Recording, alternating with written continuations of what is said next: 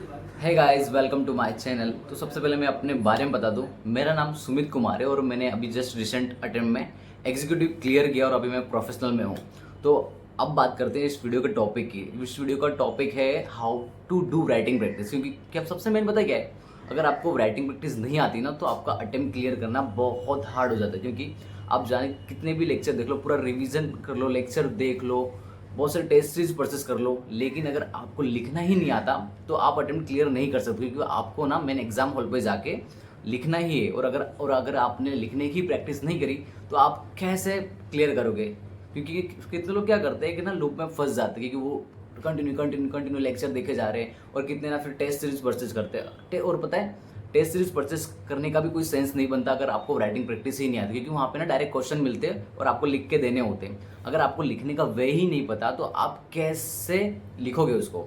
तो इस वीडियो में आपको मैं प्रॉपर बताऊंगा कि राइटिंग प्रैक्टिस कैसे करनी चाहिए और क्या मटेरियल यूज़ करने चाहिए। और मैं अपने बारे में बताऊंगा कि मैंने कैसे किया।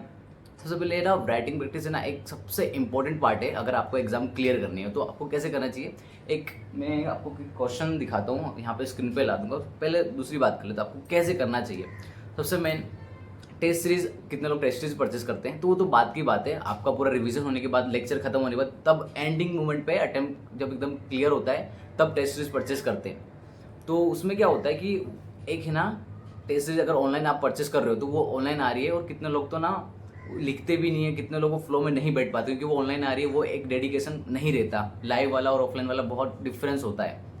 आपको बताऊंगा कि एक प्रॉपर वे क्या होना चाहिए राइटिंग प्रैक्टिस करने का। और अगर आप यहाँ पे मेरे को 5 से 10 मिनट दे भी रहे हो तो उसका कुछ वर्थ इट निकलना चाहिए, कुछ मीनिंग निकलना चाहिए। और आप ट्रस्ट कर सकते हो इसलिए क्योंकि मैंने एग्जीक्यूटिव क्लियर कर दिया। वो भी मुझे ना फर्स्ट ग्रुप अटेम्प्ट में एक ग्रुप दिया था तब मैं फेल हुआ था, लेकिन सेकंड टाइम मैंने बहुत ग्रुप दिया तब मेरा एक ग्रुप निकल गया। फिर अभी एक सिंगल ग्रुप दिया था ग्रुप 1, वो मेरा निकल गया। मतलब मुझे भी इतने ज़्यादा अटेम्प्ट नहीं लगे। फर्स्ट तो ऐसा था कि कुछ प्रैक्टिस नहीं हो पाई थी इसलिए एक अटेम्प्ट लग गया।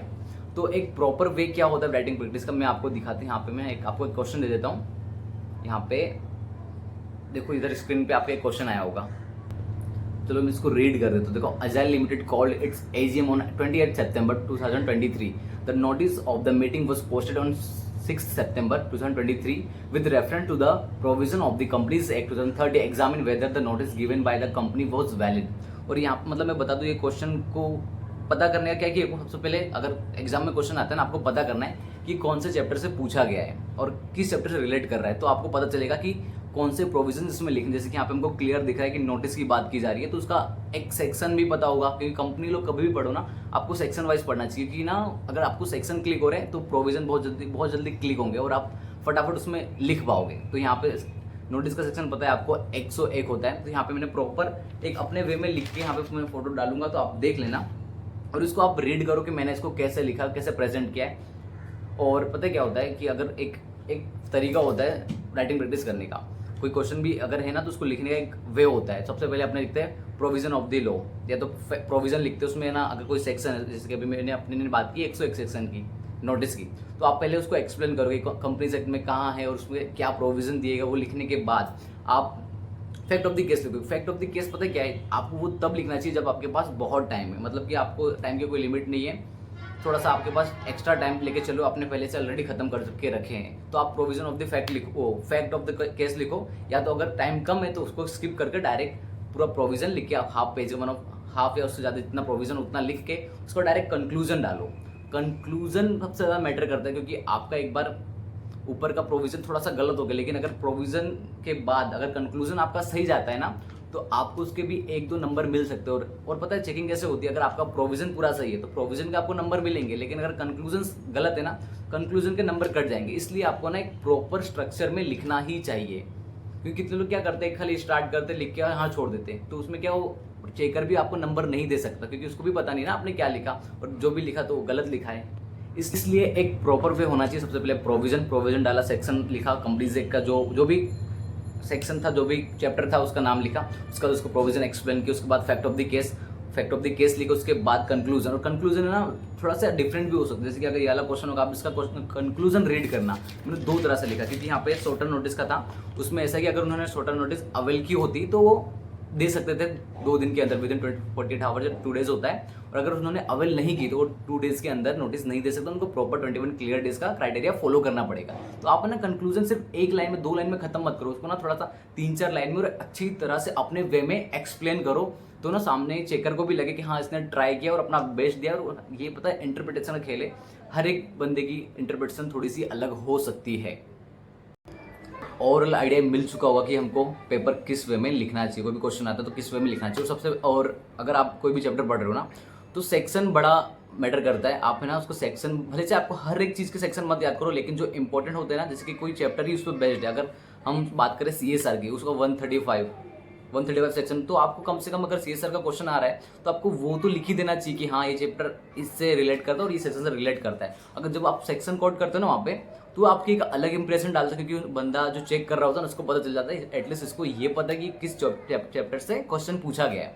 और हर एक में, अगर GIGL की बात करें, SBL में भी अगर ऐसे सेक्शन कुछ भी आपको थोड़े से याद आते हैं, ACIL में अगर सेक्शन याद आते हैं, तो मेन सेक्शन आपको ना थोड़े बहुत लर्न कर लेने चाहिए, क्योंकि ना वहाँ से आपका जो प्रेजेंटेशन होता है ना, स्टार्ट कैसे करोगे, as per provision of the law, as per provision of the fact, ऐसा कुछ ना कुछ कोई भी चैप्टर का या एक्ट का नाम लिख के आप स्टार्ट करोगे, तो स्टार्ट में आपको relevant provision of the law अगर ऐसा लिखोगे ना, वो इंप्रेशन आपकी डाउन कर देगा वहाँ पे। अगर आपने सेक्शन डाल दिया तो चेकर समझ जाएगा ये तो भाई पूरा पढ़ गया है, फोड़ेगा अब तो ये, इसलिए ना वो नंबर और प्रेजेंटेशन माइंड में उसके बन जाता है कि इसको कैसा चेक करना है।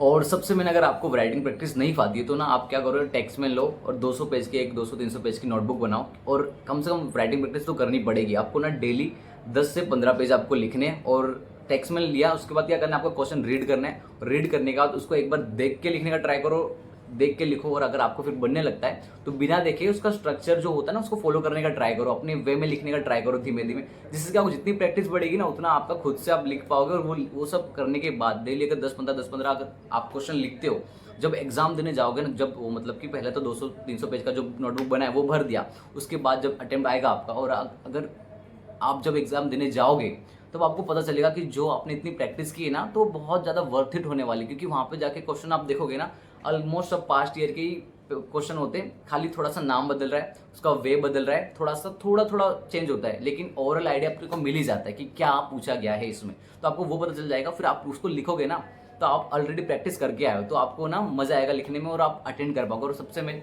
अगर पेपर लिखने जा रहे हो ना, तो आपको सबसे माइंड में रखना है कि कम से कम 85 या 90 का कैसे ना कैसे अटेंड करके आना है। और वो जो 5-10 नंबर का अगर रह भी जा रहा है ना तो भी ठीक है, बट वो रहना चाहिए जो आपको आता ही नहीं था, क्योंकि कुछ होते 5-10 मार्क्स ऐसे पूछ लेते हैं जो हमारे सिलेबस में भी नहीं होते। अगर आपका एक बार वो पेपर छूट रहा है ना तब भी ठीक है, लेकिन 80 या 90 का कम से कम अटेंड करके आओ, तभी आप कह सकते हो कि आप पास हो सकते हैं, या तो 50 के अराउंड या 40 के ऊपर स्कोर कर सकते हो।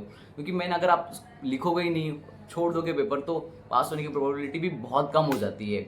और अगर कोई क्वेश्चन ऐसा है कि आपको पता नहीं चल रहा कि क्या पूछा गया है, लेकिन आपको ये क्लिक हो रहा है कि किस चैप्टर से पूछा गया, किस सेक्शन में फॉल करता है, जैसे कि अगर CSR का ही क्वेश्चन है लेकिन आपको पता नहीं चल रहा है किस वे में लिखो, कम से कम आपको सेक्शन 135 तो याद है ना, उसमें क्या क्राइटेरिया है, क्या कौन सी कंपनी को अप्लीकेबल होता है, क्या उसका नेटवर्क जो भी लिमिट्स होती है, कम से कम वो डिफाइन कर दो। वो अगर आप लिखोगे तो वो हाफ एंड पेज से ज़्यादा भर जाएगा, उसमें भी केस स्टडी पे फैक्ट दिया होता है, तो फैक्ट लिखोगे उसमें भी भर जाएगा।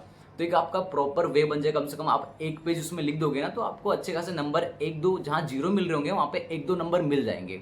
तो यही था राइटिंग प्रैक्टिस कैसे करनी चाहिए प्रॉपर, मैंने वे बता दिया। अगर आपको वीडियो पसंद आया तो लाइक कर देना, शेयर कर देना, अपने दोस्तों के साथ शेयर करना जिनके 2-3 अटेम्प्ट लग चुके हैं ना, उनको एक पता नहीं चल पा रहा कि किस वे में हमको राइटिंग प्रैक्टिस करनी चाहिए, तो उनको ये वीडियो शेयर करो, शायद उनके लिए हेल्पफुल हो।